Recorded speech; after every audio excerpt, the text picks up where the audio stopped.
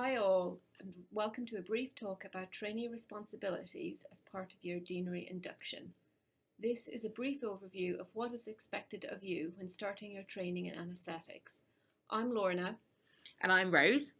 Of course, this is going to be mostly introducing new trainees, so core and ATCS trainees, to your responsibilities as a trainee in general, but it's also a refresher for those who are starting intermediate training.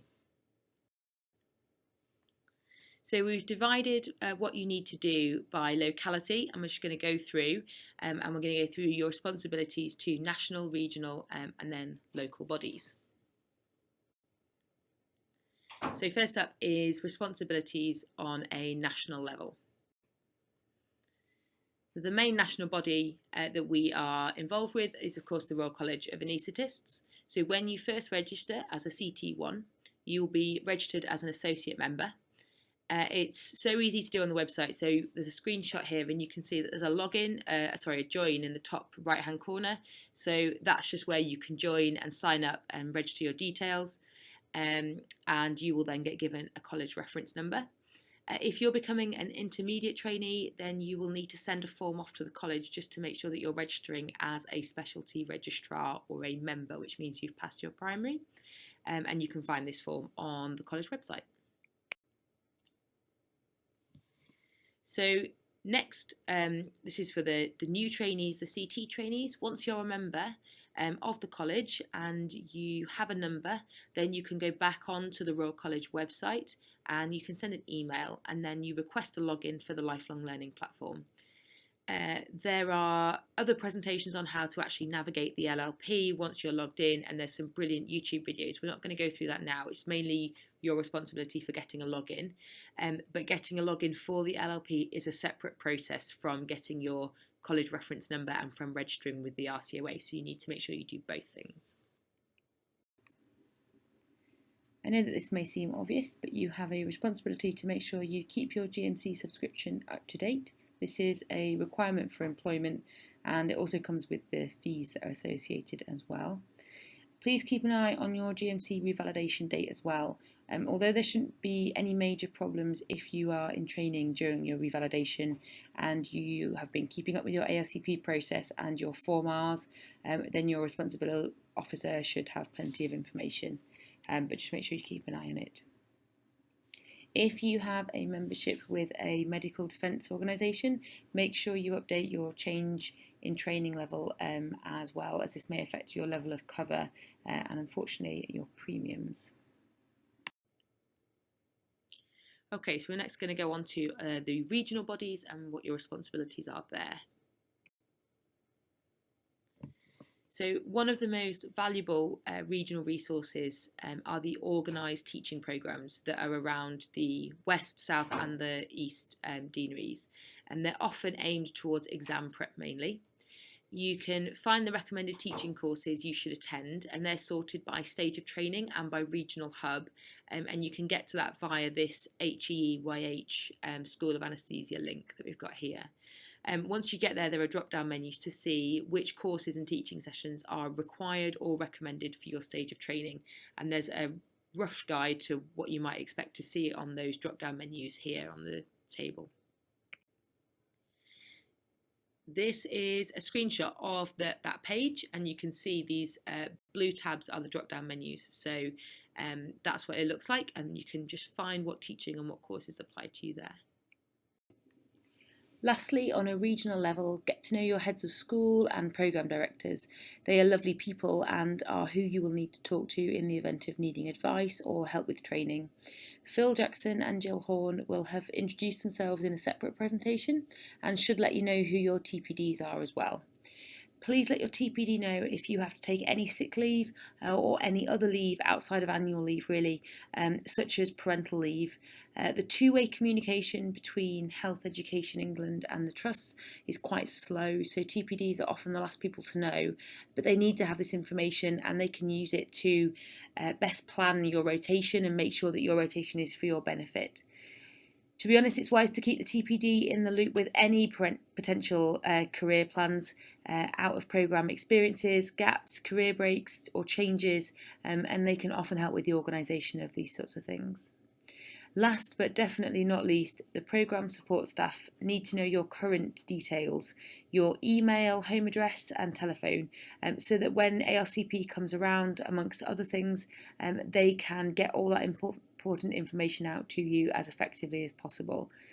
Please inform the programme support staff if you have any changes to any of those details. Don't just tell your employing trust. There is a contact support communication link on the website under the contacts page, as you can see here. So now I'm going to talk about the local responsibilities and what you need to do at your own local trust. So locally, responsibilities revolve mostly around our own personal learning and training. Firstly, it's important to find out who's who. Most importantly, every trainee has an educational supervisor. Usually this is someone that's assigned to you on your first placement at either CT1 or ST3, and often your ES and your CS are the same person. The exception to this is if you're an ACCS CT1, in which case your core clinical supervisor will be a consultant in the specialty you're rotating through, so acute medicine or A&E, and your ES will be the college tutor in that hospital. Other things that we need to do is arrange meetings. So from your educational supervisor, you are supposed to have 3 meetings in the year. So one at the start of the year, so ideally within 2 weeks of starting the year, in which you arrange your learning agreement and your PDP for that year. An interim one, just to check in and make sure everything is on track, and if there's any issues, what you can do to sort them out for the remainder of the year. And then coming up to the end of the year, so about 6 weeks before your ARCP, you have another meeting where you complete the ESSR, which is quite a big form that's on the LLP, and that will be covered elsewhere. Other meetings that you need to have is meetings with your clinical supervisor. Typically these are at the start and the end of each placement, but if you're having a placement that's longer than 3 months, it's a good idea to have an interim one. Again, just if you're not getting training that you need or on lists that you need, it's a good place to raise it as a problem and address it then rather than waiting to the end. Next up, it's important that we just take ownership of our training, and a good feature of this is trying to book your study leave and attend courses. ACCS trainees are expected to attend 80% of the regional teaching. This requires you to be very organised, that you book study leave because everyone will be having the same requirements. So you need to book study leave early and let your local trust know which dates you would like to attend so that they can facilitate that. It is also important if you want to attend any of the courses booked regionally that are on the guide, that you just need to coordinate with the local trust that you are able to attend. Again, we are all in charge of our own training. When you look at the LLP, you will see that the curriculum is broken down into modules, and each module you are required to get a number of workplace-based assessments. These take time to collect, and you are best off starting early and just systematically collecting them as you go. It is important that you ask if you can complete a workplace-based assessment. They are rarely volunteered. Use the curriculum as a guide, and most consultants like to be asked at the start of the list or the day and saying you would like to complete one. Remember to cross-link them wherever you can, so you can link them up to 3 different areas. So just because you're doing something about a difficult airway doesn't necessarily mean that it can't link into a critical incident or some other area. Lastly, Annex G is a feature of the LLP that looks at our training beyond just the clinical aspects of the skills and knowledge developed. It is where we become clinicians in ourselves, looking at academic and research, improvements to science safe and reliable systems, teaching and learning, and management. So in those 4 areas, there are other areas of modules that will be on the LLP. Again, keep an eye on them and tick things off as we go. Remember, training is a long pathway. We all have our ups and downs, and if you're struggling, ask for help. There is lots and lots and lots of help and support out there. If it's a training issue or such, the good people to approach are your clinical supervisor, your educational supervisor, or your college tutor locally. If it's something else, then your TPD is a good person to approach. And this is particularly the case if you've got bespoke training needs, such as less than full time, parental leave, or you need adjustments for health reasons.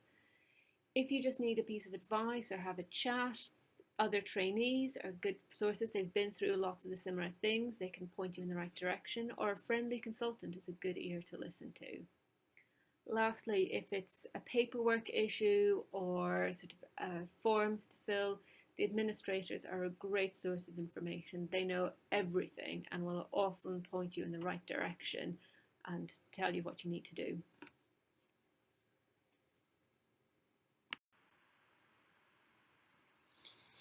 And lastly, try and enjoy it. We have a new normal at the moment. Everything isn't quite as it used to be, but training can still be fun, and try and enjoy it and try and learn and enjoy that. And we are all a fun bunch behind all the terrible, terrible PPE. Thank you for listening, and have fun.